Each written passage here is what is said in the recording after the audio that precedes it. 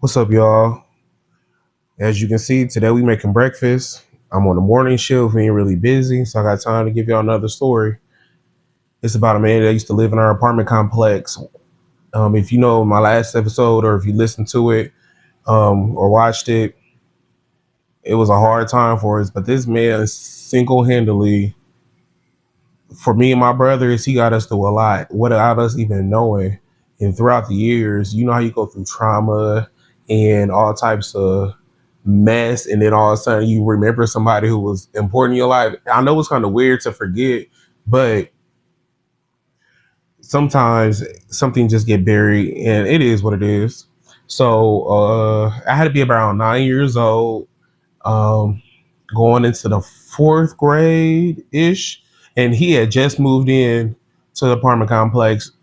No, he really ain't speak to nobody. We ain't know him. He was an older guy. He's an older white guy actually, and we would see him at in the mornings letting his dogs out. He had dachshunds in the morning, everything like that. Didn't pay attention to him. But every morning he'll wave to the kids, and every once in a while we'd see him shoveling like the driveways and everything for everybody. Um, when he had moved in during the winter time, I remember seeing him during the winter time, and then when spring started coming around, we had spring break. So spring break, my little brother came home with a couple pops and everything like that, and he gave me one, my other brother one, and he had one himself. And we asked him where he got it from. He said, "I got it from my friend." So we thinking some little kid or something like that. So every day he would come back, two pops, two pops, two pops. Every once in a while he come back with some pound cake, and it was pineapple pound cake, and it probably was like the best pound cake I've ever had in my life. It was sweet, it was moist, it had little pineapple chunks in it. And now that I'm older and I went to a culinary arts school, I've learned how to bake and everything like that. It is hard to put pineapples in certain, or any type of fruit in certain types of cakes and everything like that, because if it's super acidic, it throws off the pH. It makes the either makes stuff mushy or makes stuff tough. But this cake was always perfect, and I still can taste it to this day. So it was the last about 2 or 3 days of spring break, and he was like, "Well, my friend want to meet y'all. He wants y'all to come play with his dog." So we was like, "All right." Went over there, and as we walked, we got closer and closer to the man house. I'm like, "This old man got kids?" He was like, "No, it is the old man." And I kid you not, my little brother went to go knock on the door, and the man opened the door. He was like, "I was waiting for y'all." We was just looking like, okay. Little dog, his little dachshunds, he had three of them. They were like the standard looking wiener dogs. They were a little thick. They weren't toy dogs. They were just wiener dogs. They brown color, everything. Ran out the house. After that, we was over there. We don't care what the man. It was a little reckless. We didn't care what the man had to say. He had little puppies and shit. So we was over there.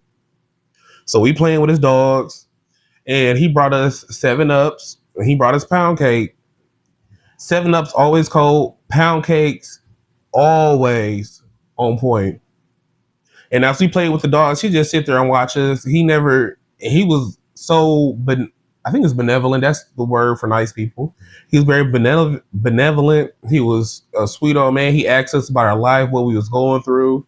He um he asked us what we had interest in and all that. And he just took the time to get to know us and everything like that.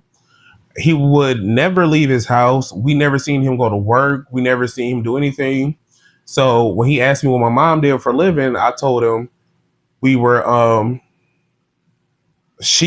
told him we live with my aunt, and my aunt is seeing him. My mom works with her right now because she's going through clinicals. And he was like, "Oh, really?" And we was like, "Yeah, my mom trying to get us out the hood," like she used to say. So he was like, I hope her the best for that." So we went through all that every day. He asked us something different, asked us our favorite colors, when's our birthdays, this and that. So we went through all this questioning, which was not a bad thing. But he finally asked us our names. We told him our names. We told him our last name. And he was like, "That's interesting. You have the same last name as my son." He said, "My wife." me and my wife had split up split up, and our son was born after we split up, and she went back to her maiden name, and to spite me, she went back to her maiden name. And he said, we got the same last name as him. And we went around, we had not went around, we went to ask him his name. He said his name was Angus. We were like, oh, that's cool, like the states. He was like, yeah, it's pronounced the same, but it's a little different. It's spelled a little different. He was like, my mom, and then he went to tell us his mom name. He asked her our mom name, and then we told him our dad's name because we had different dads, and he was like, "Oh, that's cool." He was like, "So all you guys are a different shade, but you all have the same mom." And we were like, "Yeah." And even when I was younger, I kind of knew that was kind of weird to ask, but he wasn't. It wasn't nothing racist about it. He was just curious, I guess. And he actually turned out to be a blessing though, because I really believe he was either a fairy or a leprechaun. So after all this happened, we spring break over with. He was still living there during the summertime. Summertime, we go to his house every day. We'll take care of his dogs. One time we watched his dogs. He paid us. Um, I'm starting to get choked up. My mom didn't have any gas money when we watched his dogs, and we watched his dogs for $5 each, $15. We went to the gas station with our money. We had got all types of pops and candy. We ready to, you know what I'm saying? And this is back in like early 2000s, if that, or no, this is 90s. This was like the late 90s. And I'm telling you, we about to splurge. I mean, candy was cheap. $5 man, please. For three little kids, it was up. But we got there, loaded up all our stuff, and this old lady, she was older, but she might have just only been 40. But to kids, we like, man, you 40, you at least 100. She said, you don't have to buy that. I'll buy it for you. That's all you getting. And we were like, yeah. She was like, you don't want nothing else? We was like, can we get a pop? She was like, go get whatever you want. Our total still only came up to like $20. We weren't trying to break the pockets. So we ran back home, showed my mom and everything like that. She was like, that's sweet. And she was just sitting down. She was looking sad. And we were like, what's wrong with you? She was like, we ain't got no. She was like, I can't go to clinicals. I ain't got no money. I'm gonna have to ask your grandma to wire me some money so I get there. And usually she don't say nothing, but at this point she was probably a little broken, and I don't know what was going on, but she couldn't just hold it in. She had to let it out a little bit. So when she said that, man, please, them little ones we had in our pocket popped out like, look, we rich. If you need to go to work, come on. Like, we'll drive you. We ain't know how to drive a lick, but we had some money. We can at least get some gas. And she took $1 from each of us. It was only $3. And I don't know how much gas was back in the 90s, but she put that $3 in her tank, got to and from clinicals. The next day she got a check. I think it was from her job, but it might have been from her grandma, or it might have just been for something else. I don't know. I ain't answer no questions. But nonetheless, after that happened, we kept going over his house. Every once in a while, he have us pick. Mind you, we live in a apartment complex. We'd pick up leaves. We'd pick up sticks. We sweep off his porch and the sidewalk, whatever like that, make it look presentable. And he'd pay us for that. Like, we live in an apartment complex. He just being generous. So after all that happened, one day, my fifth grade year, he disappeared. No, he didn't tell us goodbye. We seen him that Thursday. That Saturday, we went to his house because we like, it's the weekend. We're going to see our friend, right? He wasn't there. Dawes wasn't there. Nobody answered the phone. Not the phone, the door. Nobody answered the door when we went over there. And by then, he already met her mom. He had her phone number or whatever like that. She had his phone number just to keep an eye on us. So she called once or twice for us, and he didn't answer, whatever like that. So he was just gone. So we figured, like, we in the hood, so he got evicted or something like that. That Monday, it was another person in the house. So we go over there, knock on the door, and this like tall black man answer the door, and we're like, I think we got the wrong house. So you know what I'm saying? We went about our business. We ain't know nothing. We just went about it. Just think he just left. It hurt my feelings a little bit, but it was cool. I wasn't mad about it. So later on in my life, my mom brought him up a couple times, and I was like, "Yeah, well, I wonder what happened to him." You know what I'm saying? It's like every 5 years, I think about him a little bit and be like, "Man, I wonder what happened to him. I miss him." Like, you know what I'm saying? When kids have somebody special in their life, when a lot of their life is horrible, people, even the smallest little gesture, people remember. So when I got in about 10th grade, we moved into another apartment complex. My mom didn't like it there. And for some reason, I got to school and there was a white boy with the same last name as me. And I was talking to him and I was like, and I asked him, I'm like, hey, is your dad named Angus? He was like, yeah. I was like, bro, I know your dad. He used to live in my apartment complex years ago. And he was like, man, I haven't talked to him in like 5 years. He had moved to, it was either California. It was California, somewhere in California. I can't remember where. He said, but I'm going to visit him this this summer.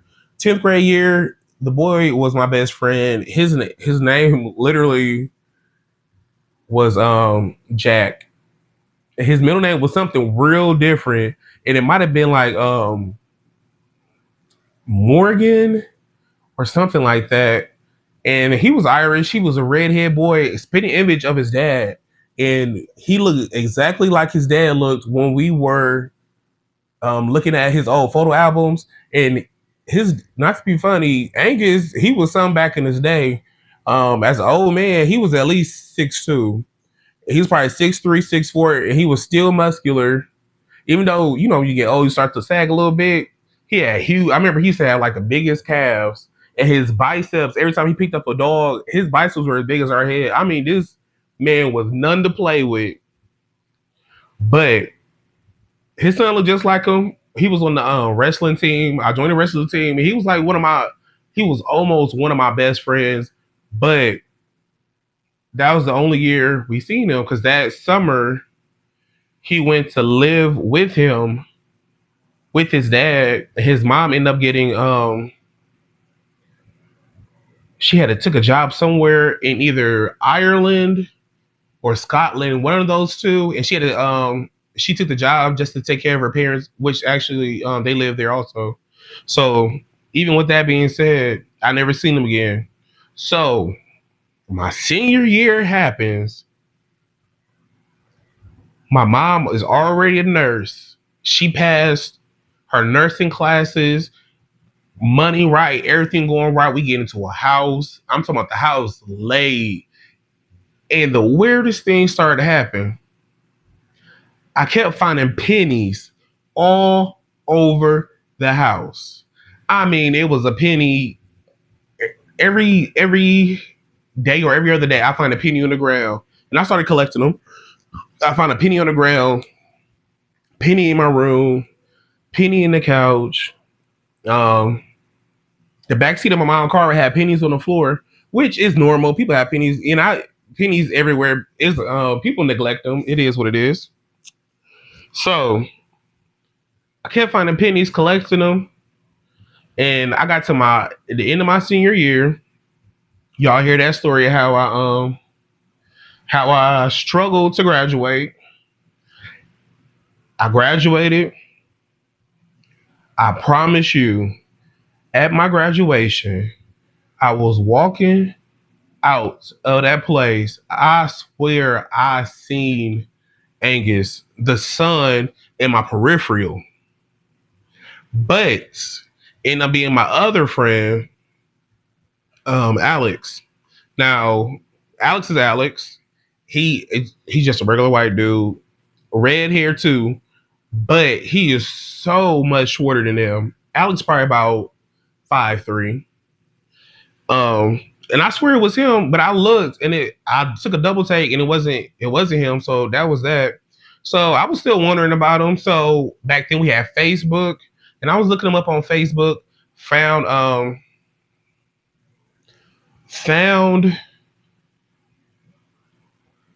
my friend. I found Jack, and he wrote me. I wrote him, and he wrote me back. He said everything was going good. He's still living with his dad. His dad says hi, wishes us the best of luck, and he said good luck on. Told me to tell my mom good luck on. I think it was the NCLEX or something like that. Long story short, I didn't know what it was, but I think he might have knew that it was like a nursing situation, whatever you want to call it. He might have followed my mom on Facebook. That's what I was thinking, and she was updating everybody on her. She's getting her next level of nursing degree. I don't know which one it was at that time, but lo and behold, I took her car the day she had a test. I didn't take her car because I was mad at her or anything like that. I just needed to get to work. She didn't tell me she didn't. She had to go take the test or anything like that. And that was my routine to take her car.